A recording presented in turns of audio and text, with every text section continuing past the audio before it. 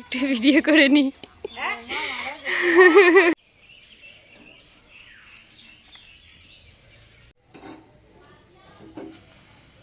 খুব একটা ভালো লাগে না প্রেগন্যান্সির পরে, আগে ভালো লাগতো প্রেগন্যান্সি।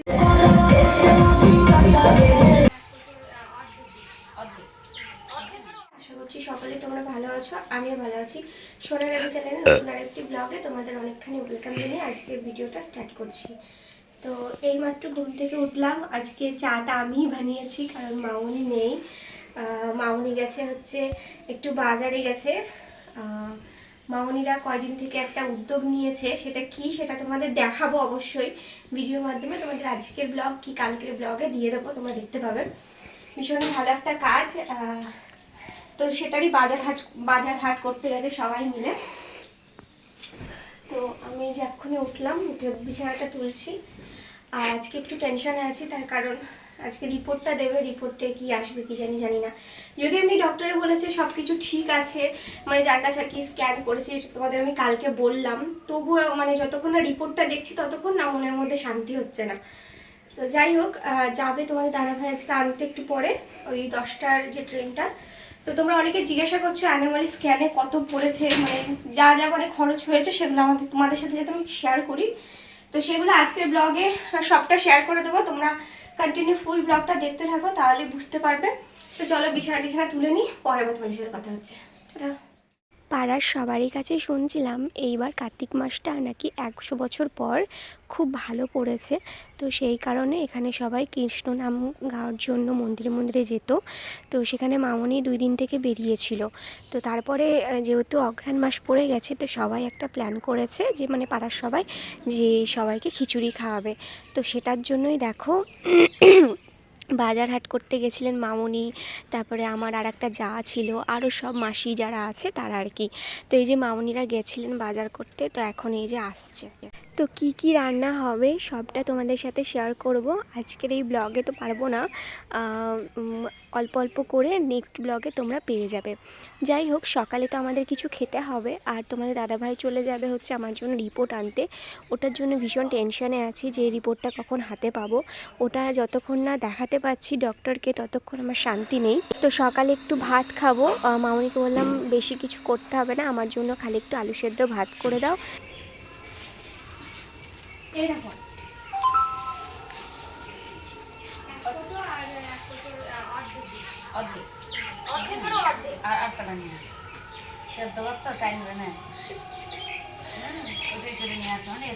মানে যে রোদে একটু বসে আছি, একটু ম্যাগি করতে দিয়েছি। সচরাচর ম্যাগি আমি খুব একটা খাই না, আজ যে ভাত খেতে আমার একদমই ইচ্ছা করছিল না, ওই জন্য ভাবলাম একটু ম্যাগিটাকে চাউমিনের মতো বানিয়ে খাবো। তো ওটারই জল বসিয়ে দিয়ে এসেছি, একটু আলু কুটে রেখেছি। আর আজকে সোমবার, তো সোমবারে না কি খাবো বুঝে পাই না।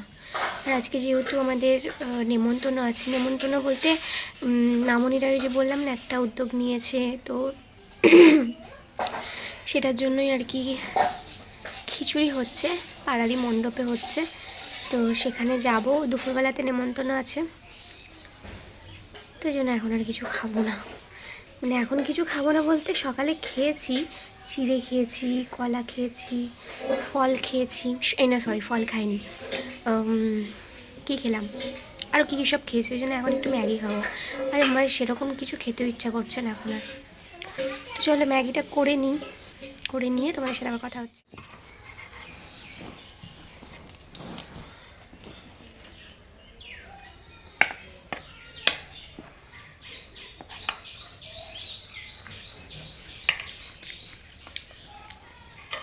আজকে আমার খেতে ইচ্ছে করছিল একটু ম্যাগি। খাই না সাধারণত আমি খুব একটা ম্যাগি, তবে আজকে একটু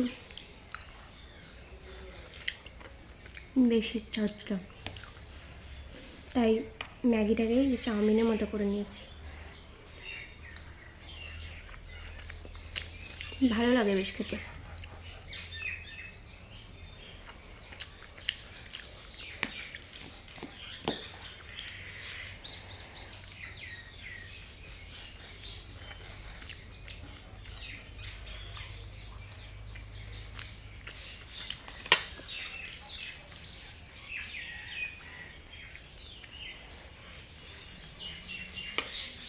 টাকা।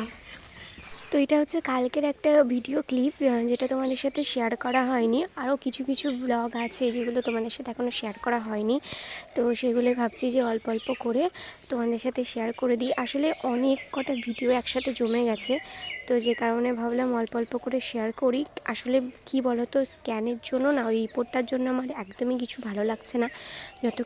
যতক্ষণ না আর কি সব কিছু ঠিকঠাকভাবে বুঝতে পারছি ততক্ষণ। যাই হোক, চলো খাওয়া দাওয়া করে নিই। এগুলো কি বলে, কালো জাম না কি বলে, কালো জামই তো বলে নাকি? আজকে আমার খুব খেতে ইচ্ছা করছে। এমনিতে মিষ্টি আমার খুব একটা ভালো লাগে না, প্রেগনেন্সির পরে আগে ভালো লাগতো, প্রেগনেন্সির পরে খুব একটা ভালো লাগতো না। তো আজকে কেন জানি না খুব ইচ্ছা করছে।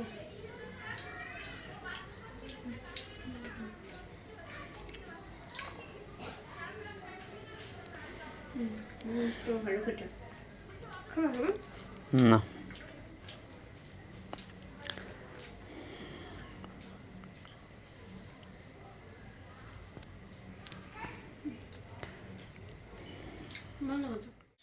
তো ভিডিওটা এন্ডিং তো দেওয়া হয়নি, তারপরেও তোমাদের কিছু কোশ্চেন আছে, তো ভাবলাম যে তোমাদের কোশ্চেনের রিপ্লাইগুলো আমি দিয়ে দিই, তারপরে হচ্ছে কি মানে ভিডিওটা এন্ড করব। যাই হোক, তোমরা অনেকে অনেক রকমের আমাকে মেসেজ মানে কমেন্ট করেছো যে দিদি এটার কোশ্চেনের অ্যান্সারটা দিও আমাকে, এটার কত প্রাইস পড়েছে বা কী হ্যান তেন অনেক কিছু কমেন্ট করেছো, তো সেগুলো রিপ্লাই দেব। তো প্রথমে একজন কমেন্ট করেছে টুকিস ব্লগ, ও লিখেছে দিদি আমাকে প্লিজ রিপ্লাই দিও, আমার এই স্ক্যানটা দিয়েছে আর আমিও যাব, কিন্তু বুঝতে পারছি না কবে যাব, তুমি কবে গিয়েছিলে বলো, মনোরমাতে এটা কি রোজ হয় আর আগে থেকে কি নাম লেখাতে হয়, প্লিজ রিপ্লাই করো। হ্যাঁ, আগে থেকে 5 দিন আগে অন্তত নামটা লিখিয়ে আসতে হয়, তারপরে যে ডেটটা ওরা দেবে সেই ডেটে আসতে হয়, এটা কিন্তু রোজ হয় না। আর নেক্সট কমেন্ট করেছে পিঙ্কি দত্ত, অ্যানিমেল স্ক্যান করার সময় তোমাকে বাইরে যেতে বলেছিল, হাঁটতে বলেছিল, কারণটা হলো হাঁটলে বেবি তোমার মুভমেন্ট হয়, পজিশন চেঞ্জ হয়, তারপরেই বার গেলে যেটা অন্য দিকটা স্ক্যান দেখতে পারে। একদমই তাই। আসলে কি বলতো, প্রথম যেহেতু সব কিছুই প্রথম এক্সপিরিয়েন্স, প্রথম যেহেতু সব কিছুই তো জানি না ধর সেরকমভাবে, তো ভীষণভাবে একটা ভয় কাজ করছিল, যেহেতু সেরকমভাবে কেউ নেই যে তাকে জিজ্ঞাসা করব যে অ্যানুয়াল স্ক্যানে কী হয় প্রথমে না হয়, তো সবটাই নতুন ছিল। তো ওখানে আমার একজন ভিউয়ার্স বলবো না, একদম বন্ধুর মতো হয়ে গেছিলো আর কি। ওর চলছিল 9 মাস আর আমার চলছিল হচ্ছে চলছিল বলছি কেন, তো ওর চলছিল 9 মাস, তো ও সবটা আমাকে বলল প্রথমে যেহেতু মানে ওর ইউএসজি ছিল সেদিনকে ডেটটা, আর আমার যেহেতু অ্যানিমেল স্ক্যান ওর তো হয়ে গেছে, ধরো ও সবটা জানে, তো ও ওখানে বসেছিল, আমাকে বললো কি তুমি চিন্তা করো না, তুমি যাও ভেতরে, দেখো সবটা ঠিক হবে। তো ও শুনেছে পুরো ব্যাপারটা কি হয়েছে না হয়েছে, বাইরে বেরিয়ে এসে আমাকে বলছে কি তুমি কোনো চিন্তা করো না, আমারও সেম এরকম বলেছিল, বেশি করে হাঁটাহাঁটি করো আর জল খাবে, দেখবে আবার ঠিকঠাক হয়ে যাবে। তো ওর কথাটা শুনে আমি ভীষণ মানে একটা স্বস্তি পাই, আমার খুব, তারপরে একটু নিঃশ্বাসই বন্ধ হয়ে যাচ্ছিলো, এরকম মনে হচ্ছিলো, দম আটকে আসছিলো। তো যাই হোক, ওর কথা শুনে খুব স্বস্তি পাই, খুব ভালো লাগে। তো আমাকে বলছিল একদম কোনো চিন্তা করো না তুমি, সবটা ঠিক হবে দেখবে। তো যাই হোক, খুব ভালো লাগলো তোমার সাথে মিট করে, কিন্তু তোমার নামটাই আমার জানা হলো না, তুমি যদি আমার ভিডিওটা দেখে থাকো তাহলে প্লিজ একটা কমেন্ট করে দিও, অনেকটা ধন্যবাদ তোমাকে। তো ওই ডক্টরের চেম্বারে ঢুকে কিন্তু আমরা অনেকক্ষণ গল্পও করেছি ওর সাথে আমি। আচ্ছা, জয়ন্তী সাহা দিদি, তোমার কত মাস চলছে? আমার এখন চলছে 5 মাস। আচ্ছা, প্রসেনজিৎ পাত্রা, কত টাকা নিয়েছে তোমার অ্যানুয়াল স্ক্যানে? আমার নিয়েছে 2500 টাকা। হ্যাঁ 2500, হ্যাঁ 2500 টাকা, 2500ই তো ঠিকই তো বললাম তো।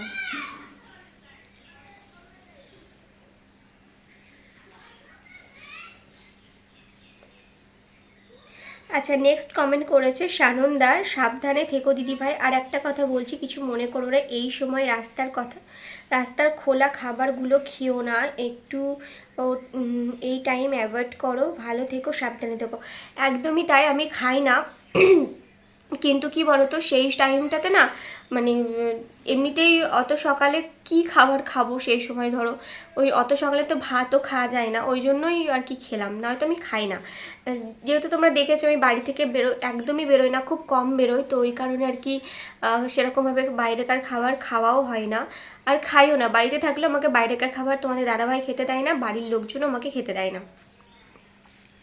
যাই হোক, এই হচ্ছে ব্যাপার। তোমরা অনেক অনেক ভালোবাসা দিয়েছো, সব ভালো হবে এরকমটাও বলেছো, তাই যেন হয়, তোমাদের কথা যেন সত্যি হয়।